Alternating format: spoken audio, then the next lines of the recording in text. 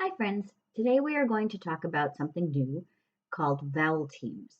Vowel Teams is connected to something that you already know, and we're going to start by talking about that. You know that this, CH, and this, SH, are called digraphs. They are two letters together, C and H, that make one sound, ch, like CH, chin, ch. Or this one, SH, two letters that make one sound, sh, SH, ship, sh. These are called consonant digraphs because they have consonants in them. C, H, and S are consonants. You know about this already. Today we're going to talk about a different kind of digraph. These digraphs are called vowel digraphs. Can you guess why? Because vowel digraphs are two vowels together, two different letters, but they make one sound. And there's a rule for knowing what the one sound is for some of them. Now, the ones that we call the vowel teams that work on the path, these are the ones that are going to follow this rule. If you can see, these little guys are walking on a path. And so are these ones. And so are these ones. For some vowel digraph teams, when you can remember this, when two vowels go walking, the first one does the talking. You can see here in the O and the A walking along the path, the O is saying its name, and the A has its closed mouth, it's not saying anything. So OA makes the sound O. When two vowels go walking, the first one does the talking. And what does he say? He says his name, O. OA says O.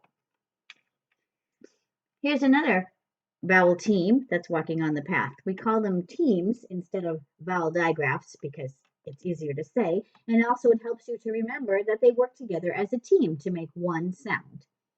EA walks along the path.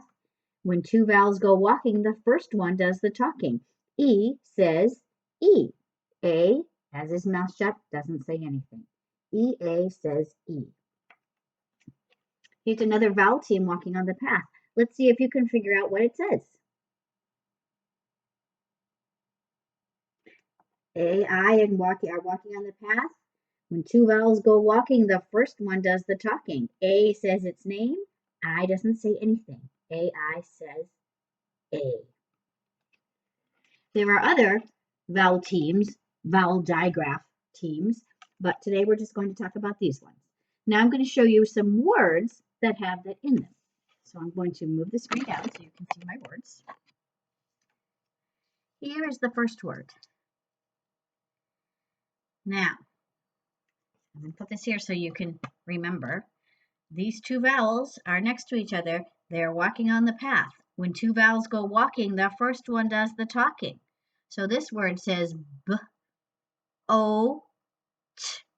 The A doesn't say anything. B, O, T, boat. Good job. I'm going to change the vowel teams in the middle to this one. Remember, when two vowels go walking on the path, sometimes the first one does the talking. B, E, T. The A says nothing. B, eat. Beat.